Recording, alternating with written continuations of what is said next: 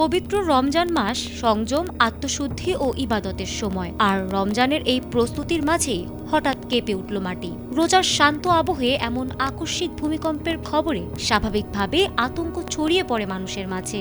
রোজার প্রস্তুতির মুহূর্তে মাটির কম্পন যেন মনে করিয়ে দিল প্রকৃতির অপ্রতিরোধ্য শক্তির কথা।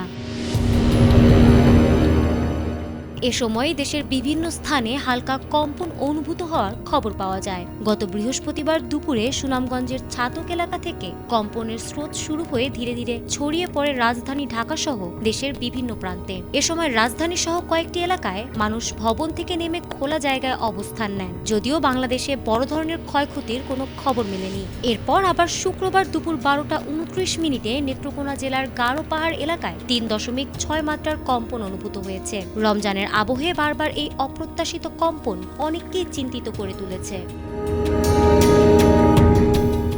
এর মধ্যেই হঠাৎ ভূমিকম্পের খবরে আতঙ্ক ছড়িয়ে পড়ে দক্ষিণ এশিয়ার আরও 2 দেশে। আন্তর্জাতিক সংবাদ মাধ্যম জানিয়েছে, শক্তিশালী একটি ভূমিকম্প আঘাত হানে আফগানিস্তানের পূর্বাঞ্চলে। রিক্টার স্কেলে এর মাত্রা ছিল প্রায় 5.8। একই সময়ে কম্পন অনুভূত হয় প্রতিবেশী পাকিস্তানের বিভিন্ন এলাকাতেও, যেখানে মাত্রা ছিল প্রায় 5.9। ভূমিকম্পটির উৎপত্তি স্থল ছিল হিন্দুকুশ পর্বতাঞ্চলে, রাজধানী কাবুল থেকে প্রায় 130 কিলোমিটার উত্তর পূর্বে। ভূমিকম্পের গভীরতা ছিল প্রায় 101 কিলোমিটার। গভীরতা বেশি হওয়ায় কম্পনের প্রভাব বিস্তৃত এলাকায় অনুভূত হলেও বড় ধরনের ধ্বংসযজ্ঞ এড়ানো গেছে বলে ধারণা করা হচ্ছে।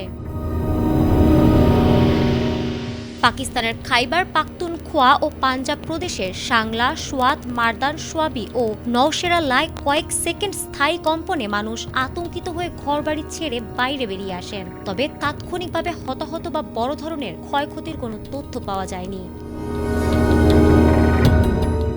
বিশেষজ্ঞদের মতে, হিন্দুকুশ অঞ্চল ভূমিকম্প প্রবণ। ভারতীয় ও ইউরেশীয় টেকটনিক প্লেটের সংঘর্ষের কারণে এখানে প্রায় ভূমিকম্প ঘটে। রমজানের প্রশান্ত সময়ে এই আকস্মিক কম্পন সাময়িক ভীতি তৈরি করলেও বড় বিপর্যয় না হওয়ায় স্বস্তি ফিরেছে সাধারণ মানুষের মনে।